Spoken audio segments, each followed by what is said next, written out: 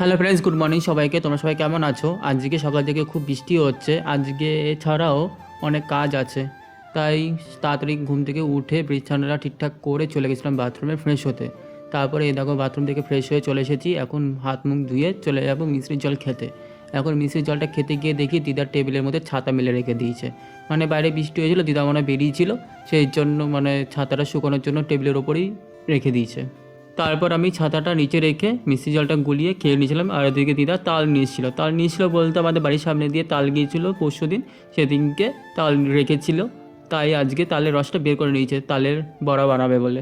তারপরে এদিকে আমি বাইরে নখ কাটতে চলে আসলাম। নখ কাটার পরে দিদা আমাকে বলছিল বিছানার চাদর, সোফা কভার এগুলো সব তুলে দে, যেহেতু কালকে থেকে নিরামিষ খেতে হবে তাই। তারপরে এইগুলো তুলে দিয়ে চলে গেছিলাম বাজারে। বাজারে যাওয়ার কারণটা হচ্ছে হেয়ার কাটিং করাবো তাই। আর এদিকে আকাশের অবস্থা দেখো, ভালোই মেঘ করেছে, মানে একটু পরপরই বৃষ্টি হচ্ছে।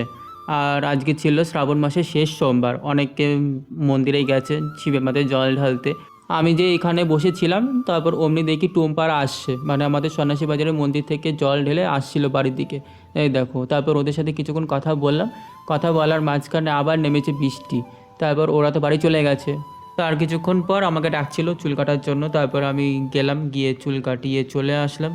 এই দেখো আমার চুল কাটা কমপ্লিট, কিন্তু এখন বাড়ি যাব কি করে, বৃষ্টি হয়ে যাচ্ছিল। তারপরে ভাবলাম বৃষ্টিতে ভিজে ভিজেই যাই। আর গাড়ির যা অবস্থা, বাড়িতে গিয়ে গাড়িটা একটু ধুয়ে দেবো, পরিষ্কার করব। আর গাড়ির চাকায় প্রচণ্ড কাদা উঠেছে, সেইগুলো পরিষ্কার করতে আমার অনেকটা সময় লেগে যাবে। তারপরে এই বৃষ্টির মধ্যেই আমি চলে এসেছি বাড়ি। বাড়িতে এসে দিদাকে বললাম একটা বালতি দেওয়ার জন্য, দিদা বালতি দিল। বালতি দেওয়ার পর তারপরে এই গাড়িটাকে পরিষ্কার করতে শুরু করে দিলাম।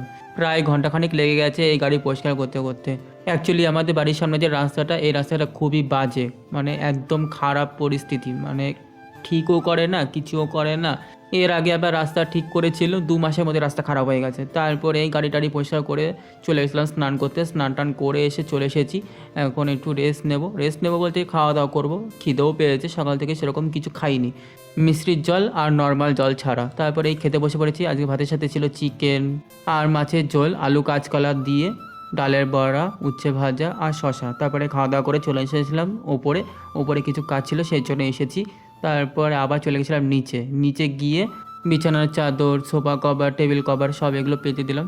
মানে এখন একটু ঠিকঠাক লাগছে, মানে কেমন যেন লাগছিল, খালি খালি লাগছিল। আর কোল বালিশের কভারটা লাগানো হয়নি, একটু বাদে লাগিয়ে নিচ্ছি। তারপরে এই দেখো বসে বসে এখন লাগিয়ে নিই। আর ভালো লাগছে না, অনেকটা রাত হয়ে গেছে। তারপরে চলো এখনকার জন্য রাখছি, দেখা হচ্ছে পরের ব্লগে, মানে কালকে সকালে।